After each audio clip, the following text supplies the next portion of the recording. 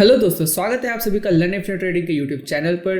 और आप सभी को दिवाली की हार्दिक शुभकामनाएं। और जैसा कि हर इन्वेस्टर या ट्रेडर का इंडिया में एक रिचुअल होता है कि हम मुहूर्त ट्रेडिंग करते हैं। हम धनतेरस के दिन स्टॉक्स खरीद के लंबे समय के लिए निवेश करके रखते हैं।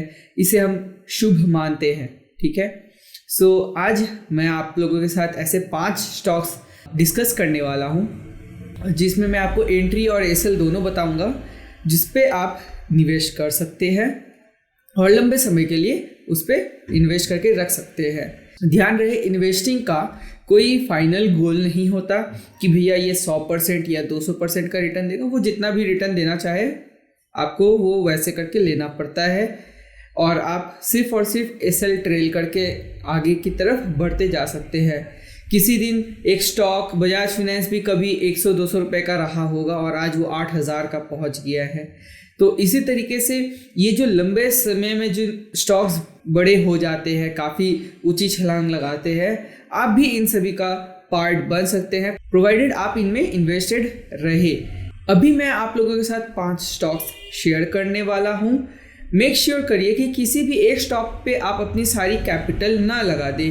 आप अपनी कैपिटल को 5 या 6 भाग में डिवाइड करिए और उसी तरीके से, या हो सके तो 10 में डिवाइड करिए और उसी तरीके से आप उनको इक्वली 5 या 6 स्टॉक्स में या 10 स्टॉक्स में इक्वली डिवाइड करके इन्वेस्ट कर दीजिए। इस तरह से क्या होगा कि 1 या 2 आपका एसएल हिट करेगा, एक बहुत अच्छा परफॉर्मेंस देगा और 1-2 आपके एवरेज परफॉर्मेंस दे सकते हैं। तो इस तरह से आप कर सकते हैं इन्वेस्टिंग।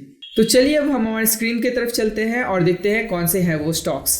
तो चलिए अब हम देखते हैं कौन से हैं वो स्टॉक्स जिसमें आप इन्वेस्ट कर सकते हैं। तो सबसे पहला है हमारा HDFC बैंक। नाउ इसको मैंने क्यों सिलेक्ट किया है, सबसे पहले आप देख लीजिए, ये मंथली चार्ट है। ठीक है, मंथली चार्ट पे जो आप देख सकते हैं RSI जो है वो 60 के ऊपर जा चुका है, यानी कि हम जिसको कहते हैं कि बुलिश हो चुका है। ठीक है, और दूसरी चीज़ आप ये देखिए, HDFC जो है वो इसी रेंज पे काफ़ी टाइम से फंसा हुआ है। लगभग अगर आप देख सकते हैं नवंबर या दिसंबर 2020 से लेके अभी तक ये उसी एरिया पे फंसा हुआ है, तो जो कि आपका लगभग अब 1 साल का वक्त है। ठीक है, और अगर HDFC बैंक इस एरिया को तोड़ के ऊपर की तरफ निकलता है तो बहुत ही छोटा एसएल के साथ आप इसमें इन्वेस्ट कर सकते हैं। ठीक है, एसएल कितना होगा यहाँ पे, अगर इस एरिया को तोड़ देता है HDFC बैंक, ठीक है, यानी कि 1643 के ऊपर निकलता है, आप एंट्री बना सकते हैं with a small SL of 6 to 7%। ठीक है, और या फिर आप अगर सेफ एसएल चाहते हैं तो वो आपका हो जाएगा 15 से 16% का। याद रखिए ये इन्वेस्टमेंट है, यहाँ पे एसएल थोड़ा बड़ा होता है कंपेयर टू ट्रेडिंग, यानी कि स्विंग ट्रेड या फिर आप इंट्राडे करते हो तो उसके कंपैरिजन में यहाँ पे एसएल बड़ा होने वाला है, क्योंकि टारगेट भी आपके काफ़ी बड़े बड़े होने वाले हैं। तो 15 या 16% का मैक्सिमम आप एसएल ले सकते हो, ये आपका सेफ एरिया रहेगा। और अगर आप थोड़ा सा छोटा एसएल लेना चाहते हैं तो ये 5 या 6% का एसएल के साथ भी, क्योंकि यहाँ पे भी एक छोटा सा स्विंग है, आप काम चला सकते हैं। टारगेट इसका कुछ भी नहीं मैं बता सकता, क्योंकि इन्वेस्टिंग है। अगर आपके पैसे डबल या ट्रिपल हो जाते हैं, सपोज 100-200% का रिटर्न मिलता है आपको, तो जितने आपने कैपिटल डिप्लॉय किए थे उन कैपिटल को आप निकाल के कहीं और लगा दीजिए। ठीक है, आप अपने प्रॉफिट को यहाँ पर बने रहने दीजिए। क्या पता ये आज 1600 का है, 1-2 साल बाद वो 2-3-4 हज़ार का हो जाए, तब आपको पछताना नहीं पड़े कि कभी HDFC बैंक 1600 का भी हुआ करता था। जिस तरह से आज बजाज फाइनेंस 8,000 का हो गया है, आपको नहीं पता कौन सा स्टॉक कभी भी कितना भी ऊपर जा सकता है। सो इसी कारण से आप मेक श्योर करिए कि इसमें इन्वेस्टेड बने रहे अगर आपका ऊपर की तरफ HDFC बैंक आगे निकलता है तो। सेकेंड स्टॉक है हमारा NTPC। अगर आप NTPC पे ध्यान देंगे तो ये एक बहुत ही अच्छा एक चैनल पैटर्न था, ठीक है, जिसको कि तोड़ के निकला है। याद देख लीजिए ये कि ये 2008 से इस चैनल पैटर्न पे फंसा हुआ है। ठीक है, तो 2008 से लेकर 2020 या 2021 तक, जो कि आपका 10 साल से भी ज़्यादा का टाइम होता है, तो इसके बाद एक बहुत ही अच्छा बुलिश कैंडल के साथ इसने ब्रेकआउट दिया है, हायर हाई भी फॉर्मेशन किया है और यहाँ पे अभी एक अपने जो ट्रेंड लाइन था उसको भी रिटेस्ट करने के लिए आ गया है। ठीक है, अभी आप एंट्री अगर बनाते हैं इसमें तो यहाँ पे आपका एसएल जो है वो 16 या 17% का होने वाला है।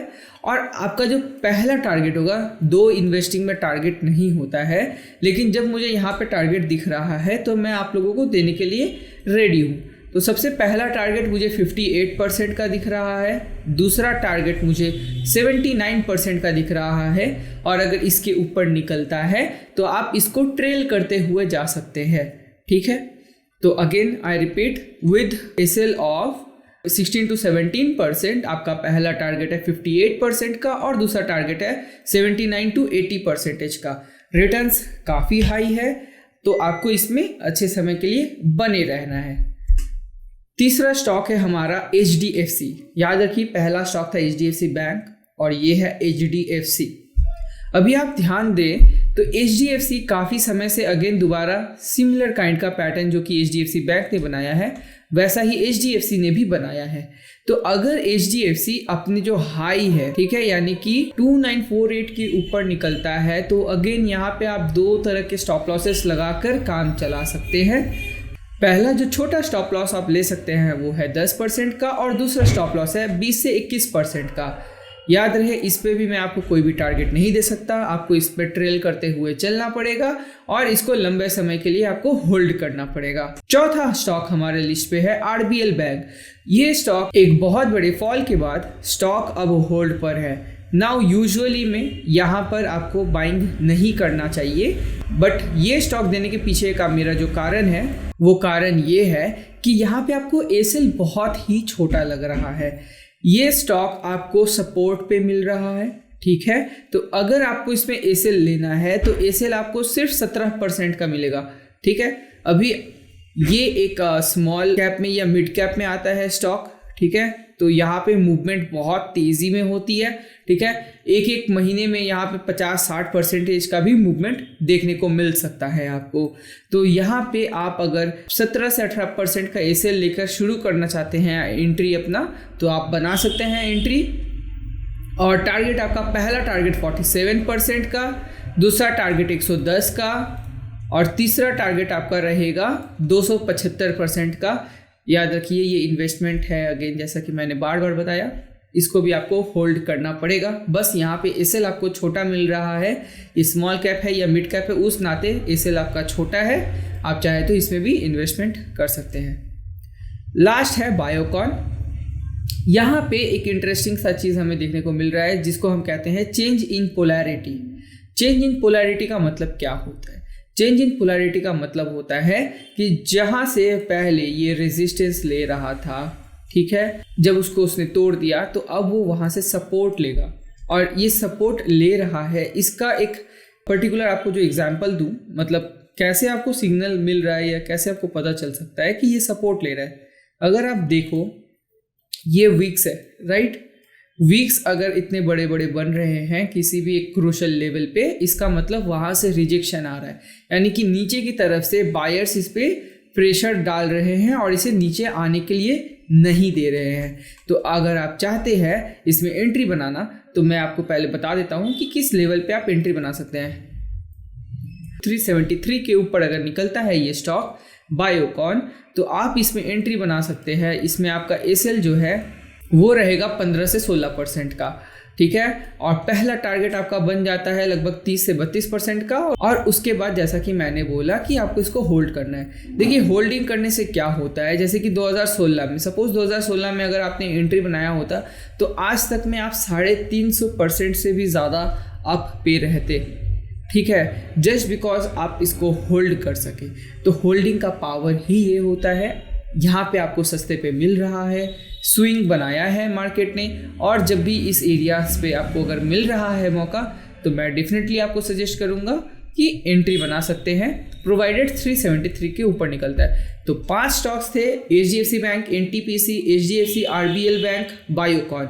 इन 5 स्टॉक्स में एंट्री कहाँ लेना है, एसएल कहाँ लगाना है, और कुछ में तो मैंने टारगेट भी दिए हैं, तो इनमें चाहे तो आप एंट्री बना सकते हैं। याद रखिए, मैं सेबी रजिस्टर्ड एडवाइज़र नहीं हूँ, ये मैं बस अपना एनालिसिस आपके साथ शेयर कर रहा हूँ। अगर आपको इनमें एंट्री बनाना है तो मेक श्योर करिए कि या तो आप खुद की एनालिसिस करिए या तो आप अपने फाइनेंशियल एडवाइजर से बात करिए, उनसे पूछ लीजिए। और अगर उनकी सलाह रहती है या आपको खुद अच्छा लगता है ये स्टॉक्स, तो आप इसमें भी एंट्री बना सकते हैं। तो मुझे उम्मीद है दोस्तों आप लोगों को ये वीडियो पसंद आया होगा। आपको ये स्टॉक में कहाँ पे एंट्री लेना है, कितना एसएल लगाना है, कब एंट्री लेना है, ये सभी कुछ आपको समझ में आ गया होगा।